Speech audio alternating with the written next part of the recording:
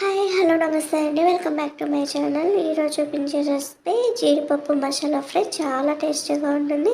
ముందుగా stove on చేసి pan పెట్టుకొని 2 టేబుల్ స్పూన్స్ నెయ్యి వేసుకొని, నెయ్యి వేడైన తర్వాత 2 కప్స్ జీడిపప్పు వేసుకొని స్టవ్ని లో ఫ్లేమ్లో పెట్టుకొని వీటన్నిటిని కూడా మనం ఫ్రై చేసుకోవాలి. ఈవెన్గా ఫ్రై చేసుకుందాము. అప్పుడే మనకి బాగా వేగుతుందన్నమాట ఈ జీడిపప్పు అనేది.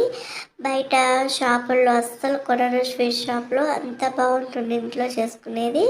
స్టవ్ని మాత్రం లో ఫ్లేమ్లో పెట్టుకొని ఈవెన్గా ఫ్రై అయ్యేలాగా వేయించుకుందాము. సో ఇవి గోల్డెన్ బ్రౌన్ కలర్ వస్తే సరిపోతుంది. ఇప్పుడు దీన్ని స్టవ్ని లో ఫ్లేమ్లోనే పెట్టుకొని ఈవెన్గా ఇలా ఫ్రై చేసుకున్నాం కదా, ఈ కలర్ అయితే మనకి సరిపోతుందండి. ఇంకా ఎక్కువ వేగితే మాడిపోతాయి. సో ఇప్పుడు ఒక బౌల్ తీసుకొని ఇందులోకి 1/2 teaspoon salt, 1/2 teaspoon పసుపు, 1/2 టీ స్పూన్ జీలకర్ర పొడి, 1/2 teaspoon garam masala, 1/2 teaspoon కారం వేసుకొని ఈ స్పైసెస్ అన్నిటినీ కూడా బాగా మిక్స్ చేసుకుందాం.